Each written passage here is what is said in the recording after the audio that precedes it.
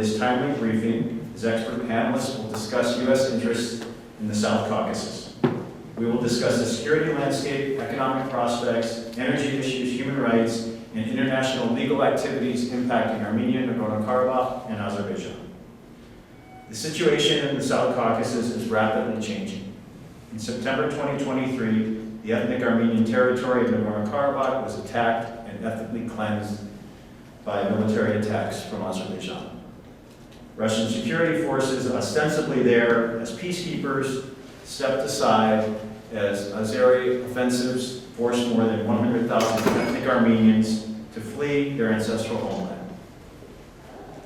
Azerbaijan today currently occupies approximately 200 square kilometers of sovereign Armenia, as its president, Ilham Aliyev, continues to threaten more aggression and more occupation. Meanwhile, there are dozens of ethnic Armenian prisoners, hostages, who have been detained in Baku, many of whom whose fate or condition are not known. In November 2023, Assistant Secretary of State James O'Brien told the House Foreign Affairs Committee that, quote, the use of force inside Armenia is completely unacceptable. Just last month, Azerbaijani security forces attacked Armenia for 4 consecutive days in the aftermath of a summit in Brussels where the US, EU, and the Armenian government pledged to cooperate on economic issues and economic resiliency inside sovereign Armenia. Amid all these tensions, Armenia is actively working to reduce Russian influence, bolster its democratic institutions, and enhance its security and economic relationship with both the EU and the United States. We really have assembled an incredible lineup of expert panelists and presenters to unpack all these issues and address what is the proper role for the United States that aligns with U.S. interests and U.S. values. Time permitting, we will open it up for questions from the audience. So to kick things off, I'm pleased to introduce Talene Hittik, to my left. Talene is the managing partner at Hittik Law and a senior legal advisor at the Center for Truth and Justice. She specializes in public international law and international human rights law. Talene previously served as a legal officer at the Hague Conference on Private International Law and the Permanent Court of Arbitration. Talene will provide an update on international legal activities involving Armenia, Azerbaijan, Nagorno-Karabakh, including the latest at the International Court of Justice, or the ICJ, the European Court of Human Rights, ECHR, and the International Criminal Court, to which Armenia just became a recent member. So with that, I'll turn it over to Talene Hittik.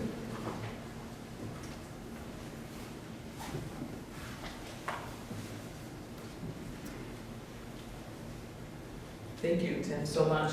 Thank you to Global Arm for inviting me to be here. Thank you to all of you for coming. It's really truly an honor to be here to speak on these important topics today. As Tim mentioned, I'm an international legal scholar. I'm also an international lawyer as a practitioner. And I'm going to give you an overview of the cases, and also there'll be a little bit of time for questions immediately after my remarks. Across the globe, I think it's clear, I think everyone in the room would agree, that we're witnessing a multitude of atrocities that truly shock the conscience of humanity. Blatant acts of aggression, blatant violations of the laws of war, and gross violations of human rights are taking place at a record clip. Of course, most notably in Ukraine and other post-Soviet space. It's become abundantly clear, now more than ever, that failure to hold bad actors accountable for these acts will only encourage more violations, and in turn will prevent a meaningful and durable peace in the region. Combating impunity. Finish. She will continue in a minute. I just wanted to take a moment to introduce someone Global Arm has started working with closely. Congressman Darrell Issa, we appreciate you being here today. My pleasure. And for the work you've done over the years in so many issues, including issues related to Armenia, Nagorno-Karabakh, and the Caucasus region. So we welcome you to come forward and maybe a couple minutes.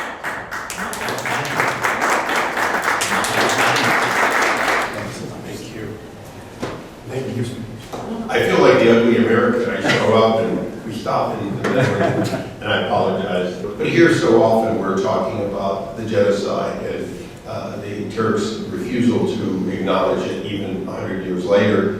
But we're now talking about threats to the region, a situation in which an activist Azerbaijan and activist Russia now creates a possibility for instability. So I think for all of you, it is so important that you be here to get the focus on these issues for people who might otherwise not know about it and not see it until, like Crimea, it happens. And I don't want to be hyperbolic, but I do want to be accurate.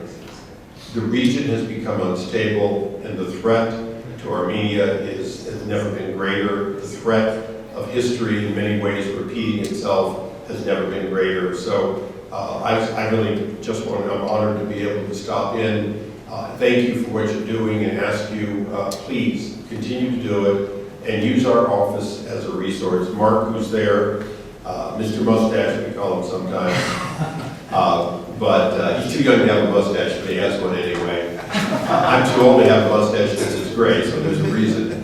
But the fact is, it's a priority for our office. We can be a resource both through foreign affairs and other areas. And so I just encourage you to use us. If you run into resistance at a member's office, the one thing nice about being a member of Congress is we have access to each other. And I'm happy to take personal time to try to have somebody encourage them to hear and to listen, get involved, because I know if they do, they will change their view in a way that we can all then work with them. So thank you for your kindness of so much time, and please continue the good work. I applaud it.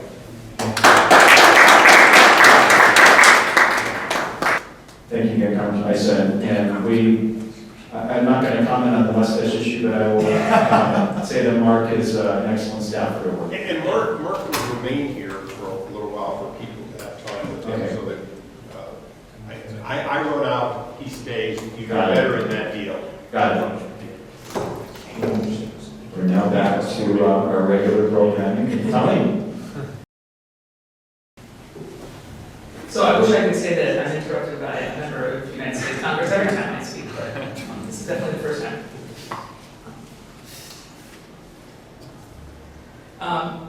So, as I was saying, I guess, it's become abundantly clear now more than ever that the failure to hold bad actors accountable for these acts of atrocity will only encourage more violations and in turn will prevent a meaningful and durable peace, not only in the region of the South Caucasus, in Ukraine, in Israel and Palestine, and everywhere else in the world. Without accountability, there can be no justice, and without justice, there can be no hope for a better future, especially for the ethnic Armenians of Nagorno-Karabakh who were ethnically cleansed from their homeland. Today, I will offer you a glimpse into some of the efforts to seek justice and accountability for crimes such as torture, arbitrary detention, extrajudicial killings of civilians committed against the indigenous ethnic Armenian population of Nagorno-Karabakh. I'll start with sort of the headline, which is the International Court of Justice. I don't mean to insult your intelligence, but I was asked to give you a very, very brief overview of what that court is, for those who may not know. The ICJ is the principal judicial organ of the United Nations. Its primary function is to settle legal disputes between states and to give advisory opinions on important legal issues, legal questions of international law. So there was a case filed by the Republic of Armenia, and Armenia initiated proceedings against Azerbaijan on September 16, 2022, which was immediately followed by Azerbaijan issuing the same, basically a counter case that was based on the exact same provisions, legal obligations. So the international convention that the claims are based off of is the CERD, which is the International Convention on the Elimination of All Forms of Racial Discrimination, and the Armenia v. Azerbaijan case is on the basis of violations of the CERD, and the Azerbaijan v. Armenia case is also on the basis of the CERD, so they're kind of mirroring claims. Basically, the subject of those claims is that Armenians were subjected to systemic discrimination, mass killings, torture, and summary executions of civilians, as well as torture of prisoners of war. Armenia alleges that these violations were directed specifically at individuals of ethnic Armenian descent, and that's kind of the most interesting part of this case. And it's echoed, by the way, in Ukraine v. Russia case, which was also in the ICJ on the basis of the same convention, that these violations not only occurred, but they occurred because of the ethnic origin of the victims themselves. So that's the interesting legal element of this case. By the way, the ICJ this is the first time that the ICJ has an opportunity to comment on the material violation of this specific international convention. So it also has a lot of legitimacy and a lot of attention from the world because of the Ukraine v. Russia case, which is mirroring, and because this is the first time that the court is hearing these types of claims. The next is just basically the ECHR, which is the European Court of Human Rights. It's the main regional human rights court as interstate cases. 1, 2, 3, 4 are all called Armenia v. Azerbaijan. The reason for this is because as the situation on the ground kept progressing and evolving, Armenia felt a need to issue new complaints to the court in order to get some interim measures. So, for example, Armenia requested interim measures to discuss for Azerbaijan to reveal the whereabouts of POWs and also to give a list of the POWs and also start the process of repatriating those POWs. So that's one of the most significant orders that came out of these 4 cases in the ECHR, which are also ongoing, by the way. Some of those allegations include violations of Article 2, which is the right to life, Article 3, the prohibition of torture, Article 6, the right to a fair trial, Article 8, the right to respect private and family life. And these all took place both during the armed conflict and then after the armed conflict, during the blockade of Nagorno-Karabakh. And there was also an updated case that was filed after the ethnic cleansing, after September 2023. So those are the ongoing cases in the ECHR. And I'd love to welcome a discussion, a little bit of questions from you. But again, this is another situation where we have 3 on the ICJ side and 4 on the ECHR side. We have these in-between measures, these sort of orders that are legally binding on Azerbaijan. And from the perspective of an international lawyer, it's a bit frustrating to see that even these orders are not being heeded. So we're sort of running out of options for justice and accountability. The final option we have for justice and accountability is the International Criminal Court, which is a very specific judicial organ that is apart from the others. The International Criminal Court is governed by the Rome Statute. The Rome Statute governs a very finite amount of international crimes over which the court has jurisdiction, namely genocide, war crimes, crimes against humanity, and sometimes the crime of aggression. And so where are we how is this relevant to the ongoing conflict? So the Republic of Armenia has decided to accede to the Rome Statute, which means that they are now officially, as of February 2024, the 124th state party to the Rome Statute. It's important to note that the jurisdiction of the ICC now dates back to May 10th, 2021. That's what was explicitly written in Armenia's papers of accession, which means that's now where the court has territorial and subject matter jurisdiction as of May 10th, 2021. So the Center for Truth and Justice, which is a nonprofit human rights organization based in California, has written the first ever communication directed specifically at the prosecutor of the ICC, requesting that he open a preliminary investigation into the crime of genocide specifically. Why did they choose genocide?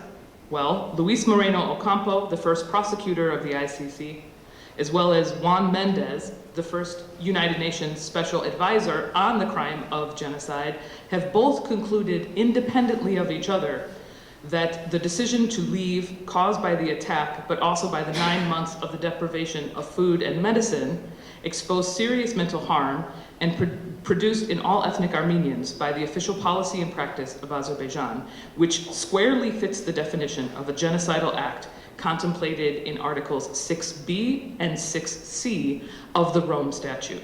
So based on these experts' opinions, which they haven't been shy about, both of them have been speaking about this pretty prolifically, CFTJ thought it was appropriate to ask to put forward our evidence that we've already independently gathered and to ask the court. Now, why does this matter to the United States? Well, the United States is working in close partnership with both Armenia and Azerbaijan. We had a lot of meetings today that we heard from the State Department and other US government officials, and there's a close partnership, and I personally really applaud the efforts to reach a lasting and durable peace. But we're not going to reach that peace if we don't see efforts in justice and accountability. An ethnic cleansing did take place, right? International crimes did take place. And I think the United States has been exemplary in showing that atrocity crimes will not go unpunished when it comes to Ukraine. And I personally, I can speak for myself, would love to see that same kind of energy and vigor around atrocity crimes that have taken place in other parts of the world. So I do think that there's a huge role for the United States to play in finding legal mechanisms for justice and accountability. And with that, I will just say, thank you again for having me, and I'm going to stop there and invite a couple of minutes for questions if there are any. Yeah, and any questions from the audience? Do you want to switch? Let me just ask you one question. Oh, you will? Okay. If Yeah, that's please. okay? Yeah. So I know of the work of CFTJ that is doing on documenting crimes and ensuring that they take the evidence of what's happened, both in Nagorno-Karabakh and Armenia. Mm-hmm. My question to you is, what can the United States do, and what more can the United States do to move towards accountability of what happened? Mm-hmm. Mm-hmm. So, a couple of things. So one of my colleagues here said something that I really loved, and I'll just take the privilege of repeating it. I'm going to give you credit for it. So Thomas said this earlier today. When the United States coughs, the world gets a cold, right? So there's some influence there that I don't see that movement right now. But for example, having a robust discussion in the United Nations Human Rights Council about launching an investigative mechanism, an independent investigative mechanism on the situation of Nagorno-Karabakh, especially since that would include 3 completely neutral experts, and those experts would be allowed to then have consent to go into both Armenia, Nagorno-Karabakh, and Azerbaijan. And of course, the consent is really the hook here, right? So there's an impression that there is no consent for on the part of Azerbaijan to allow an investigative mechanism in. But we've seen this before, right? There have been investigative mechanisms in the current investigative mechanism in Myanmar, for example, is actually working with the military junta to gather evidence. I mean, can you imagine? There are ways that the international legal order has mechanisms in order to do this. And I don't think that there is an excuse that, Azerbaijan will not allow access and therefore a UN investigative mechanism is just simply off the table. I don't really accept that excuse, and I think that there's been investigations of war criminals all over the world. The UN has a way of collaborating, and I think that we need to at least start that conversation. And the US's participation in that conversation in a really robust way, I think would move the ball forward significantly. Thank you. Yeah, thank you. Thanks, everyone.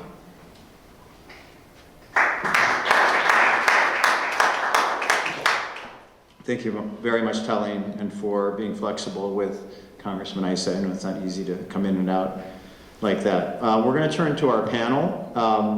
Apologies to panelists. I am going to condense your bios. I thought I condensed them, but not enough. So to my right here I'd like to introduce Dr. Nerses Kopalian, Associate Professor in Residence of Political Science at University of Nevada, Las Vegas. Dr. Kopalian is an Associate professor, as I mentioned. His fields of specialization include international security, geopolitics, and political theory. He has conducted extensive research on polarity, superpower relations, and security studies. He is the author of many publications, including the upcoming Armenia, Azerbaijan, and the 2020 war.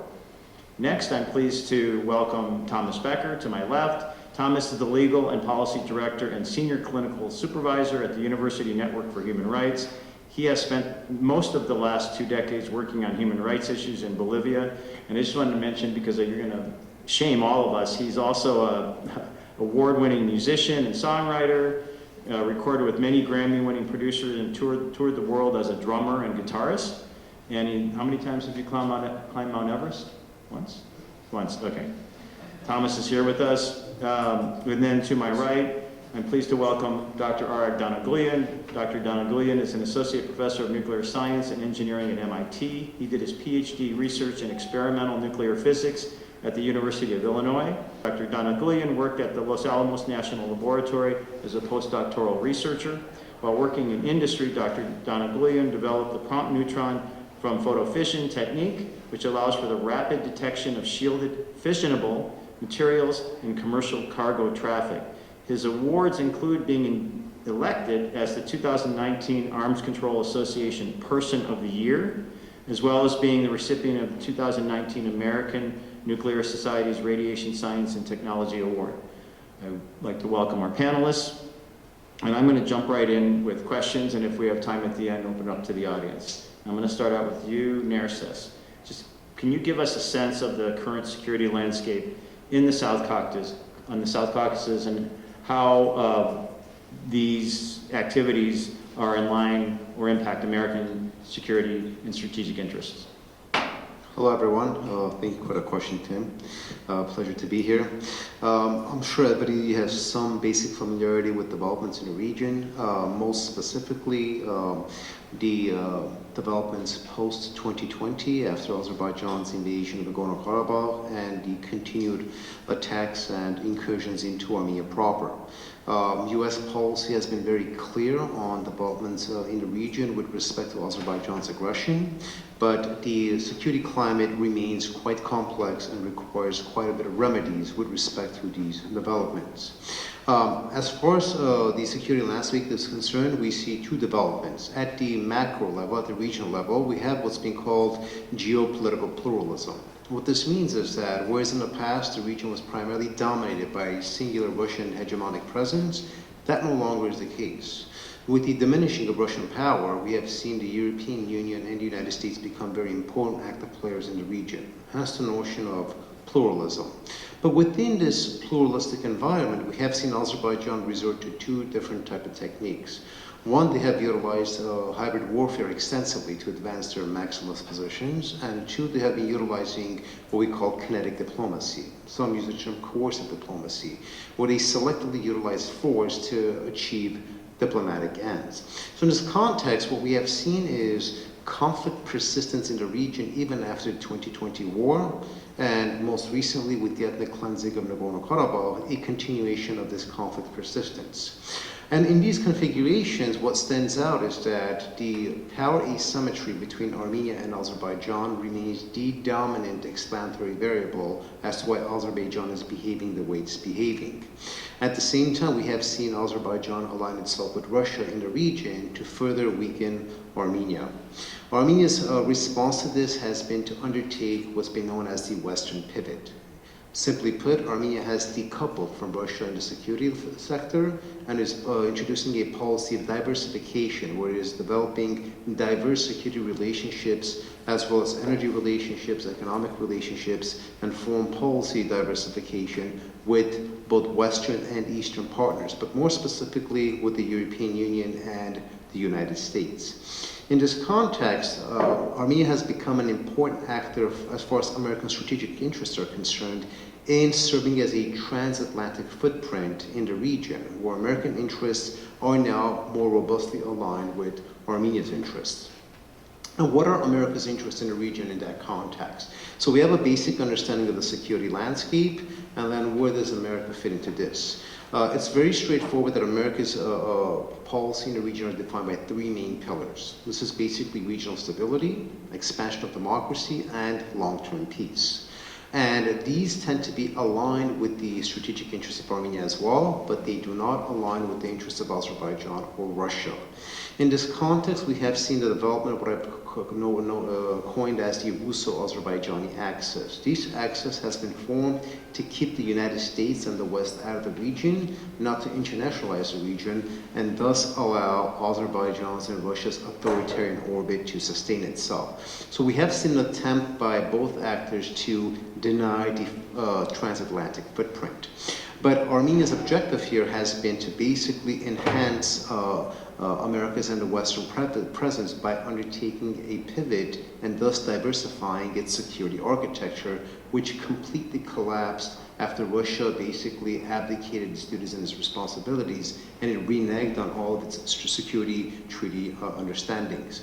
So America's strategic interests remain one of the most important pillars as far as America's strategy goes. The third area is American soft power. America exercises immense soft power in Armenia. Extensive survey data supports this. We could talk about it in a bit. But conceptually, what we're seeing is that when we look at America's partners in Central Asia, in the post-Soviet space, a lot of these partnerships are transactional. It's basically what the United States could subsidize, what the United States could offer, and in return they have some structured relationship. That means none of these relationships are based on values or mutual interests. Armenia differs. It differs in the sense that the relationships are actually value-driven. And while U.S. soft power hasn't required the United States to invest much in Armenia, the dividends that it could reap from these investments remain exponentially high. So the underlying logic here from the lens of American interest is that a partnership or an alliance or relationship with Armenia is not transactional or cost heavy. It is actually cost effective and sustainable, especially considering the role that Armenia has played in diminishing Russian power in the region. And this brings me to the third point, which is with respect to America's strategic interest, the diminishing of Russian power in the region.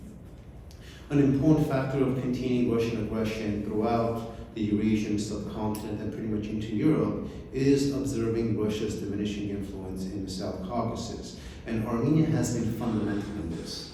If we study Russia's southern security architecture, specifically its southern flank, Armenia has always been a cornerstone of that security architecture. By decoupling and thus no longer being the cornerstone of that architecture, Russia's capacity, influence, and hegemonic status in the region has pretty much collapsed. In that context, what we've seen is Armenia now serves as an important platform in advancing transatlantic interests while also diminishing Russian power, and this is what its recent policies of Western pivot and diversification have produced. I'll kind of stop here. Sure. Yeah. Thank you for that, Narcissus. So I'm going to turn to Thomas Becker. So Thomas, can you please describe your delegations to Armenia as well as your publications regarding human rights violations committed by Azerbaijan against ethnic Armenians? Thanks, Tim, and thanks everyone for joining. I'll dive right in because I want to be cognizant of time and give you guys a chance to ask questions if you have any. But before I discuss the delegation, I do want to highlight a few things that I think are important to frame this conversation. Something I often hear is that this is a tit-for-tat conflict, a conflict as old as time, and I think it really mischaracterizes what's taken place recently and is taking place now. There is one clear aggressor. That doesn't mean that there's rights abuses haven't taken place on both sides, but in this case there is one side that is committing egregious rights abuses at such a level that are really in some ways unprecedented against a population because of their ethnicity. And I think that this is highlighted in many different stats, but I think one of the things that's really stands out to me is Nagorno-Karabakh, since it was ethnically cleansed, is the most unfree place on the planet. Freedom House identifies, they have a scale, 0 through 100, in terms of how free a country is or a territory. Nagorno-Karabakh is the most unfree, worse than North Korea, worse than Syria. insert whatever dictatorship you want. It is the most unfree place on the planet. In fact, of the 210 territories or countries it looked into, Nagorno-Karabakh is the only one that received a negative. So this is a 0 to 100 scale. They received a -3. This is the context in which these rights violations are taking place. And something else I want to emphasize is, look, I've documented rights abuses kind of all over the world, dozens of different countries. I taught for a decade at Harvard in the Human Rights Program, Columbia Law School, Wesleyan. I've supervised students at Yale and Stanford to document abuses in the field. And these are some of the most egregious rights abuses I've seen. What I want to make clear is that these are not your run-of-the-mill rights abuses. These are extraordinary. They are, as I mentioned, in some ways unprecedented. But what's unprecedented is the way in which Azerbaijan has carried out these abuses with total impunity. I honestly haven't worked on a conflict where I've seen such abuses go under the radar and the international community just simply drop the ball like it has. As Tim mentioned, I'm part of a consortium of academics, professors, students from Harvard, Oxford, Yale, Wesleyan, and UCLA that has done 7 fact-finding missions in Nagorno-Karabakh and Armenia over the last 3-4 years. Initially, we went to Nagorno-Karabakh to see, basically assess what was taking place following the 2020 44-day war. What was clear to us is that the war had continued for ethnic Armenians that were still there. But as we went back, it became clearer and clearer that these were patterns of abuses that highlighted something really worse, that an ethnic cleansing was underway. We actually met with officials, US officials, in the weeks leading up to the ethnic cleansing. We published a white paper describing the conditions that were showing that an ethnic cleansing was happening. But unfortunately, as we know, 9 months ago, Azerbaijan was successful in carrying out its ethnic cleansing. We recently published a report, a 200-page report on all the rights abuses that led to this ethnic cleansing. I don't want to take too much time, but I will get back to what we found on the ground. But the abuses have been excessively bad. Thank you for that, Thomas. All right, I want to turn to you. We're going to switch gears here for a second and talk about energy. Sometimes it's used as a weapon, unfortunately, but it's something everyone needs, including Armenia. So, Areg, if you could please give us an overview of Armenia's energy sector. Where does Armenia currently get its energy supply? And what is the composition of energy sources? Gas, hydroelectric, solar, and of course, renewable, solar, hydroelectric, and nuclear. Sure. Right. Thank you for the question. So just to give some context, if you want a democracy to be successful, it needs to have security, and security also in itself includes energy security, because without energy security, you don't have an economy. So to come back to the specific question, very briefly, the electricity in Armenia is fairly diversified. Very roughly, it's about the third renewable, meaning mostly hydropower. Armenia is a mountainous country, so lots of water flowing down. Third of it is natural gas. Most of it is Russian natural gas, and the third of it is nuclear power. However, once you include the natural gas that Armenia uses for heating and for transportation, most cars in Armenia do not use gasoline. They use liquefied natural gas because it's significantly cheaper, also cleaner. You find out that about 60% of energy in Armenia comes from Russia. So that's a significant dependency. What Armenia is doing, there's 2 things. I'll leave some of my answers for later for later questions. Armenia is planning to build a new nuclear power plant to maintain the independence, relative independence that comes with nuclear. And also Armenia is in the process of expanding solar power. Armenia is endowed with abundance of sun for 2 reasons. Lots of sun days.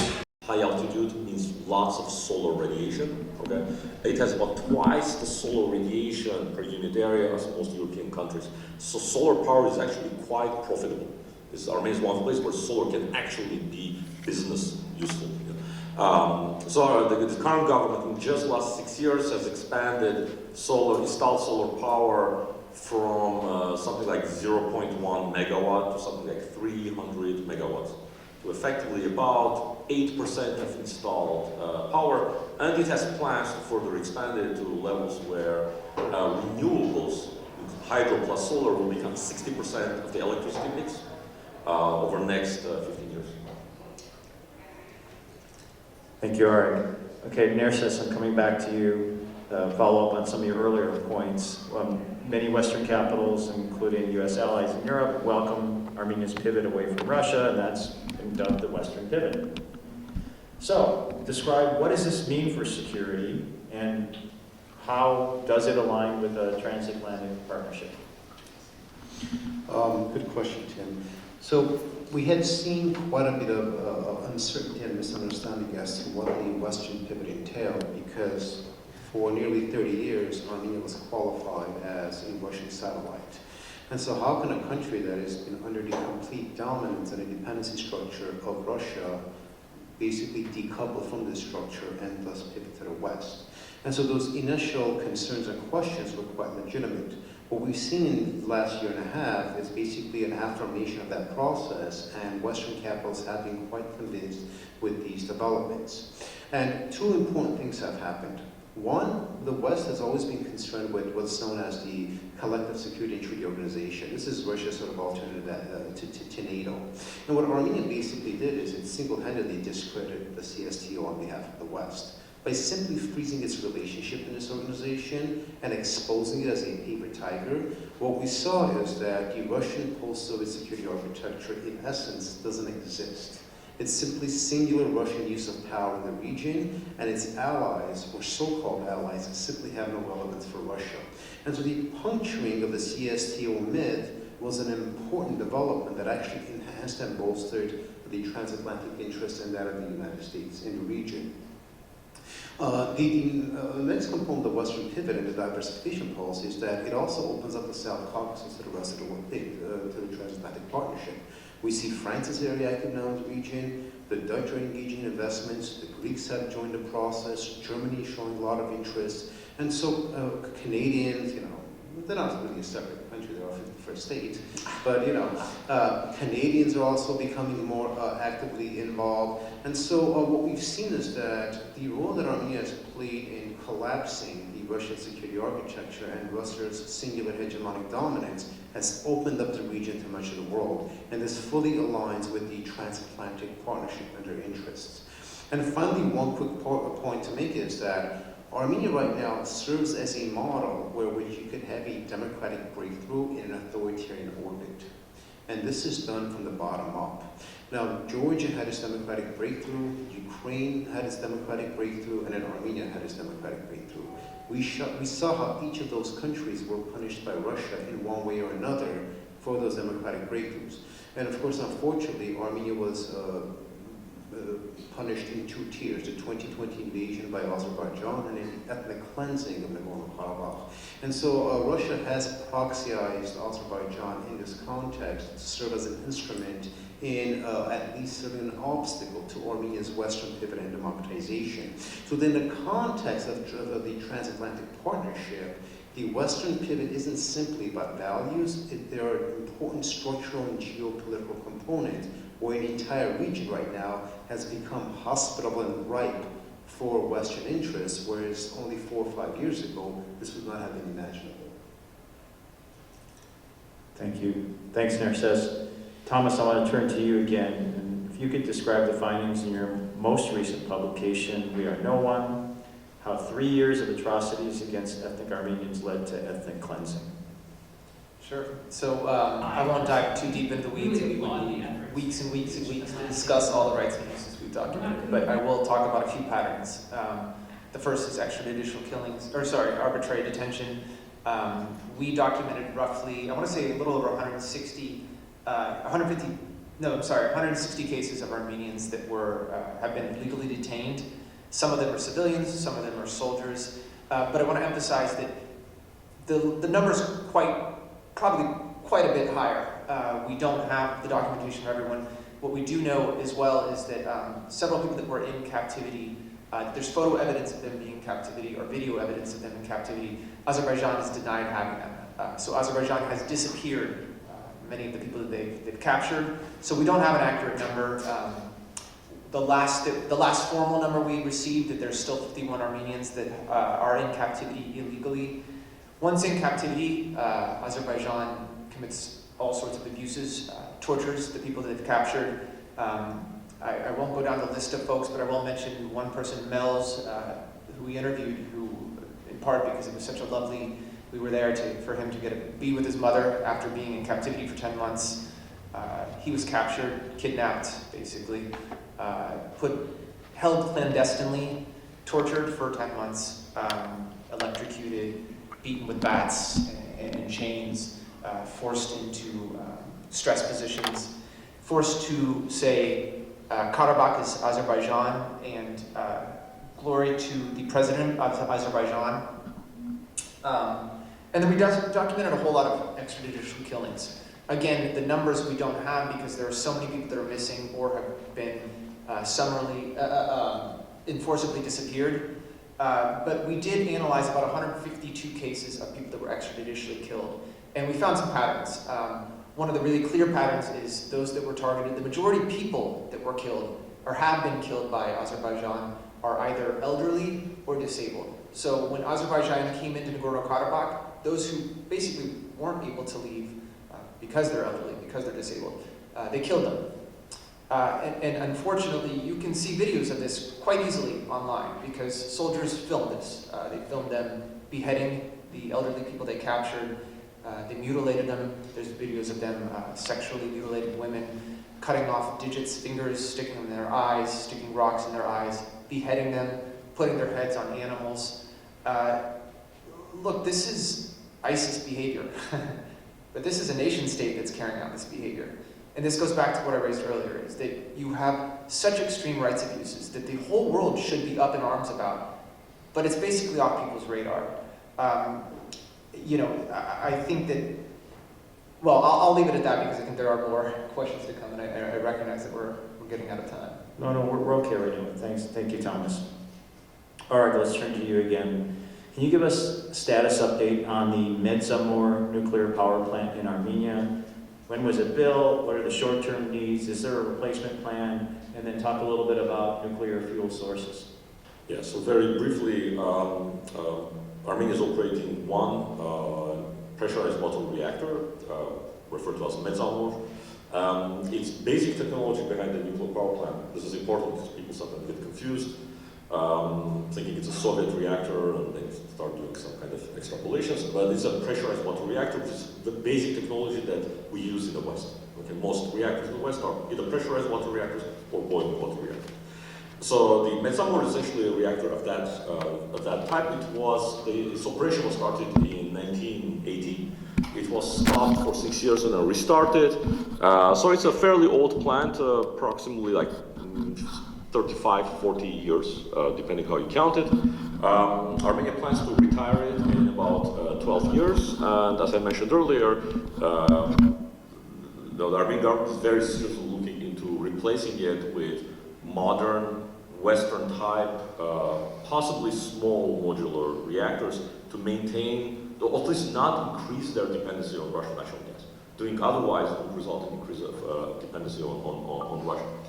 As far as current nuclear power plant is concerned, its fuel comes from Russia. Every 2 years, Armenia receives a batch of fuel over like a couple of trucks, and then it's enough to power the whole country, 30% of the country for the next 2 years, which is also another form of dependency. However, the good news there is that Westinghouse, which is a US company that makes reactors, is now making fuel that is being delivered to Ukraine, and that fuel is compatible with the reactor in Armenia. So that may be a lifeline in case things go really bad. Let's see, what was your last question? What were the plans? Sources of nuclear fuel. Right. So it's essentially Russian currently. Okay. Thank you for that. Yes. What was the name of that company that also produces the fuel? Westinghouse.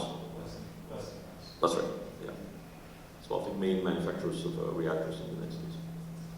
Is there, What's that? is there an echo or something? No, I think Yeah, a little bit. Okay. Okay. About this. We'll try to address that. So back to you, Nirses. I get this question a lot too, but what role in terms of security is Azerbaijan playing in the region? In particular, what is the relationship between Putin and Aliyev? Wow, okay. Azerbaijan's objectives in the region tend to be threefold. One, of course, is to have what's known as controlled instability, where you have regional instability, but Azerbaijan controls its instability. In this context, Aliyev utilizes conflict and violence as a way to impose its will on Armenia. This is a term we use in political science known as conflict management. And so they want basically perpetual conflict that they can control, but at the same time it allows them the capacity to determine the terms and parameters of the conflict. So in the sense that since we're always so concerned about the instability of the region, this is a byproduct of this specific policy of the Aliyev regime. Second role they play with respect to security is they basically advance what's known as the interest of the Russo-Azerbaijani axis, right? Moscow and Baku do not want the region to be westernized. They're actually against the internationalization of the conflict between Armenia and Azerbaijan. They no longer want an international platform for negotiations. In this context, both are playing a concerted, playing a synchronized role in keeping both the Americans and the Europeans out of the region. More so, both of them have also been attempting to discredit the United States and the European Union as well. If we've been following this, we have seen the last 3 to 4 months intense attacks against the United States by Azerbaijan's media. This is not accidental, right? The objective is to basically diminish U.S. presence in the region as a security actor or a stakeholder. And third, this is quite important. We've seen why Baku behaves the way it does and how it has a relationship with Putin that it does, is they try to maintain the region's authoritarian orbit. Right? A more democratized Armenia, a more westernized Georgia, a more democratized and westernized region utterly contradicts this authoritarian orbit and the objective of the countries have. In this context, we joke about the romance between Putin and Aliyev. If you paid attention to a recent visit that Aliyev made to Russia, this is not simply about a strategic alliance, it is a very close alliance that we're seeing because their regional interests are fully aligned. In that context, its security role is basically to maintain the region's authoritarian orbit while controlling instability to allow Russian and Azerbaijani interests to grow. Thank you, Nirsis. I'm going to turn to you, Thomas. Oh, sorry, I didn't see. Yeah, a question for Dr. Kopalian. For everyone in the room who may not know, what agreements, formal written agreements, do Azerbaijan and Russia have in terms of intelligence sharing, military licenses, are these things known, or could you say something about this? Well, I could show as public knowledge. We approximately 2 years ago, prior to the invasion of Ukraine, Russia and Azerbaijan did sign a strategic partnership which entails sharing of intelligence, also on economic engagement, gas distribution. So there were both security elements to it and economic and energy elements to it. The recent Aliyev visit basically entailed growing projects between the two, and Baku made it clear that Russia's presence in the region remains a priority. Aliyev himself directly said that Russia is an important actor. There cannot be a South Caucasus without Russia. I'm paraphrasing, but that was kind of the centralization. And we know for a fact that this is a lot of testimonies that we received former officers in the Artsakh army who returned to Armenia, that Russian peacekeepers played an important role in basically supporting, not militarily, but at least through intelligence information, Azerbaijani troops in their assault on Nagorno-Karabakh in 2023. And we also know that it's no longer an open secret that Russia played a very important role in the closure of the Hakkari Bridge and the blockade of Lachin as well. So Russia's involvement in that context has been to support Azerbaijan's activities because they align with Russia's activities in strangulating Armenia's Western pivot and Armenia's democratization and the basic things that we've covered. Thank you for that question. Oh, Thomas, turning to you. In September of 2023, the Principal Deputy Assistant Secretary of State for Europe and Eurasian Affairs, Yuri Kim, said this to the Senate Foreign Relations Committee, and I quote, "The U.S. will not countenance any action or effort, short-term or long-term, to ethnically cleanse or commit other atrocities against the Armenian population of Nagorno-Karabakh, end quote. As the military attacks were occurring and the ethnic Armenians of Nagorno-Karabakh were fleeing, Administrator Samantha Power from USAID was also at the border. So Thomas, I wanted to ask you, what took place in 2023, in September? In simplest terms, ethnic cleansing. Virtually the entire population fled after being killed and tortured, and all the other rights abuses that forced them out of Nagorno-Karabakh. And as I mentioned, we warned of these abuses in the lead up to the ethnic cleansing, but we were not the only ones. In fact, arguably the world's most prominent experts on genocide and ethnic cleansing started warning of ethnic cleansing underway. The first ICC prosecutor, Luis Moreno Ocampo, as you mentioned, said genocide was happening.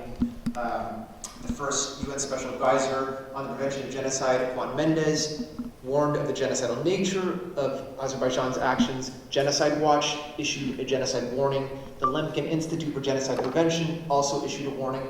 But look, you actually don't have to look to us or the experts that talk about this.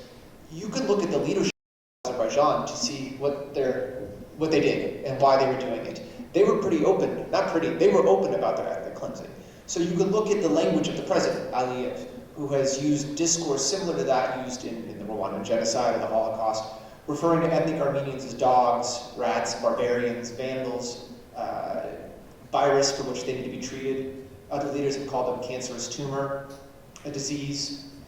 They've openly called for the elimination of ethnic Armenians. So these are their quotes. Our goal is the complete elimination of Armenians. There should be no Armenians left in Azerbaijan.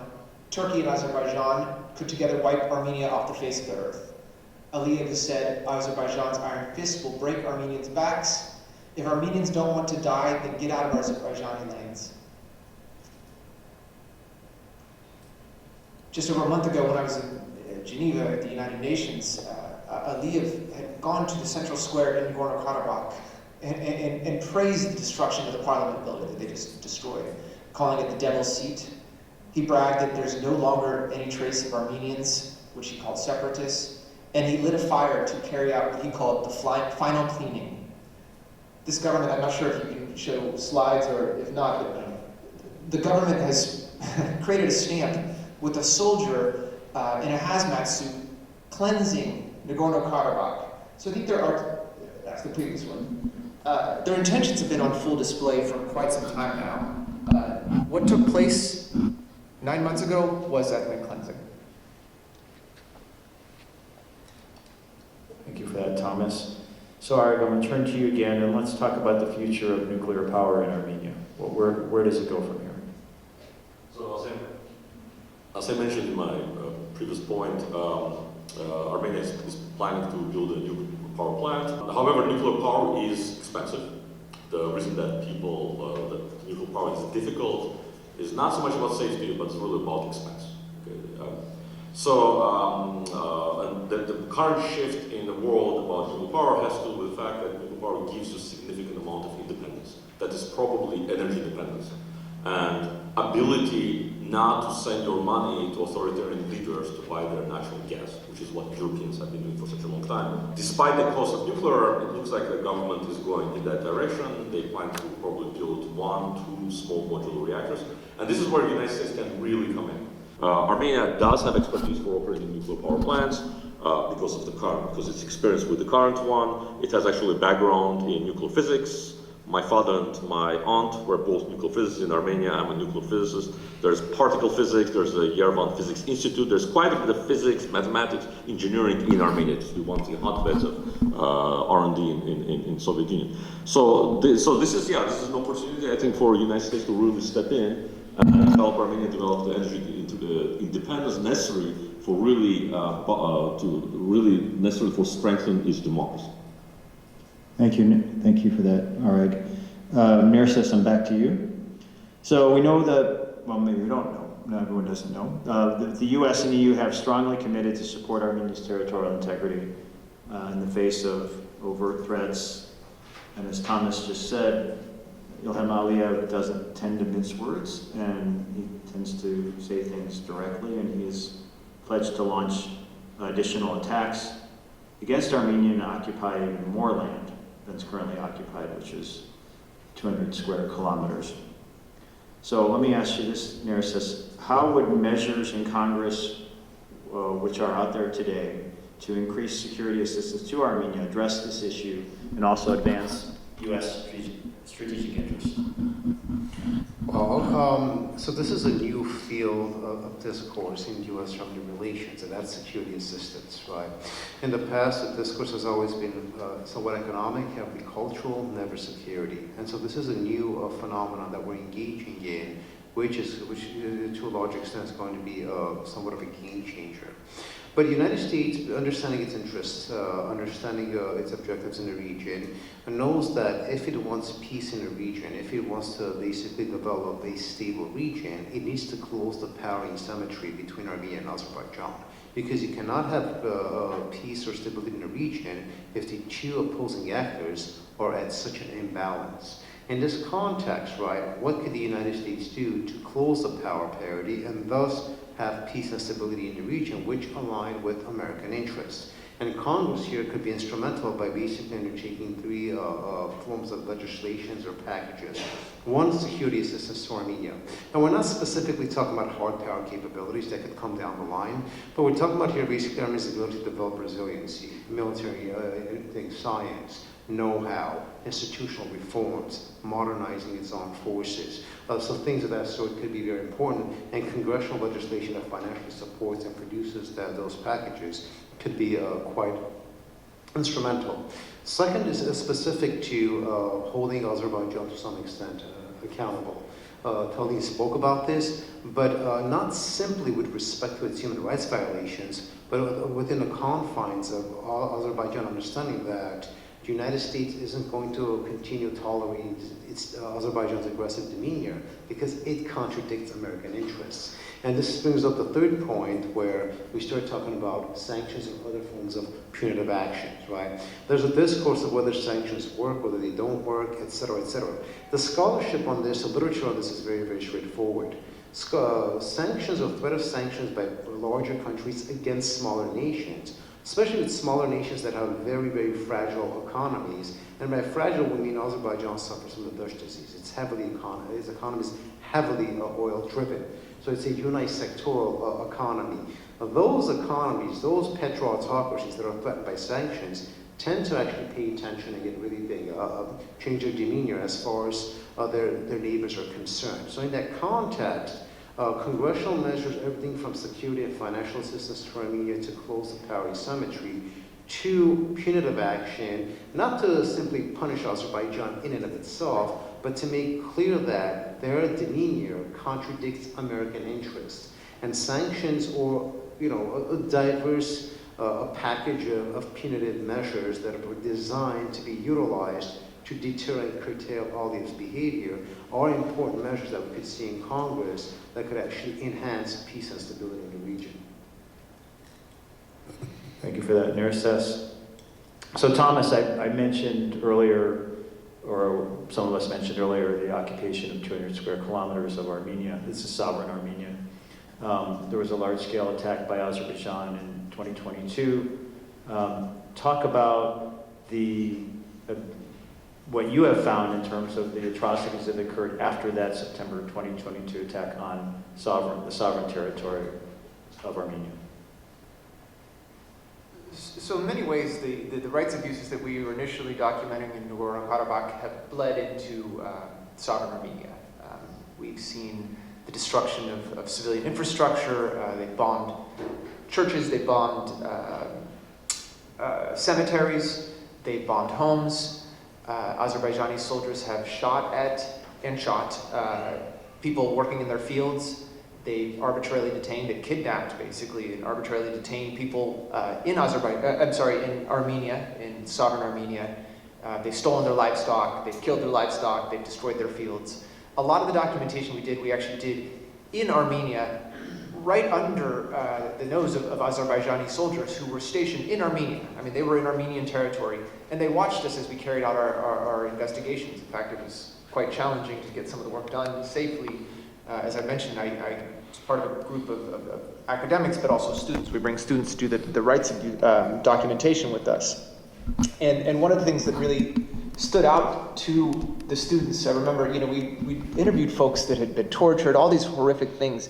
But the thing that actually, I think, impacted the students I had most was when we went to a school in Armenia in which there were soldiers right outside, stationed outside, above in the mountains. And you go through the halls and there are, instead of on the hallways photos of soccer players or musicians, you have, and maybe you can show us a slide, I think we'll show the map. Or that one as well, and then I'll get back to it. But the walls were aligned with pictures of students, children who had drawn their homes being burnt, soldiers in their lands, killing their family members, burning their houses, burning their churches, burning their places of worship. And then there were, posters of cluster munitions and other unexploded ordnances, because Azerbaijan was operating and still is operating in Armenia. Maybe if you can go back to the map real quick. Again, this is one of those things that it's somewhat unique, actually, in the rights abuses we've been documenting, that often these big bad dictators, these authoritarians, aren't so open about what they're doing. But in this case, Aliyev, the president, has been open about his territorial aspirations. He has explicitly said, present-day Armenia is our land. He refers to Armenia as Western Azerbaijan. He said Yerevan, the capital of Armenia, is our historic land, and we, Azerbaijanis, must return to these Azerbaijani lands. He said one day Armenians may wake up to see the Azerbaijani flag above their head. The thing that really concerns me is, to be totally frank, the world failed Nagorno-Karabakh. They failed ethnic Armenians in Nagorno-Karabakh. And what worries me is right now we have an opportunity to stop and not fail ethnic Armenians who are in Armenia, because I think the threats are very real. They're very real along the border, and they're bleeding their way in deeper and deeper into Armenia. And the leadership of Azerbaijan has been very open about their territorial aspirations. Thank you, Thomas. Maybe second final question, or second to last question for the panel. I'll turn to you, Arik, to talk about the role of the U.S. and the EU and other partners in diversifying the energy supply in Armenia, and particularly talk about renewable energy infrastructure. Yeah. So two things that are useful to know. I mentioned solar. I sort of mentioned that the government is planning to expand solar with some general plans, or they want to expand solar from the current 300 megawatts to about 1,000 megawatts. But in terms of proportion, just numbers that are perhaps easier to remember, in the next 6 years, the government wants 50% of electricity generated in Armenia to be from renewables, solar and hydro, and then get that number to 60% by 2040, in about next 15 years. There are many open questions related to this. There's a question of grid stability. There's a question of being able to connect Armenia's grid with Georgia's grid, so that when there's a surplus in Armenia, electricity is shipped to Georgia and vice versa. And this is where the US government can, and the Europeans can play a big role in terms of help facilitate these agreements, because there's quite a bit of necessary meddling in trying to prevent Georgia from synchronizing its grid with Armenia's, for very clear strategic reasons. Going back in time, the European Bank of Development and Reconstruction has funded quite a bit of work in Armenia in terms of expanding solar power. At the same time, as I already mentioned, it's very important for the US government, for strategic reasons, as a way of reinforcing democracy, a national democracy that's becoming stronger and stronger, to help Armenia with the question of nuclear power. Because you cannot solve this problem with solar alone. Solar is useful, but it's also very limited because of intermittency and many of its increasing problems. So I want to thank you all for coming. Let's give a round of applause for our panelists. I'm Tim Jamal again, President of Global Arm. We're going to stick around a few minutes if you want to talk to us one-on-one or ask any other additional questions, and thank you for coming today.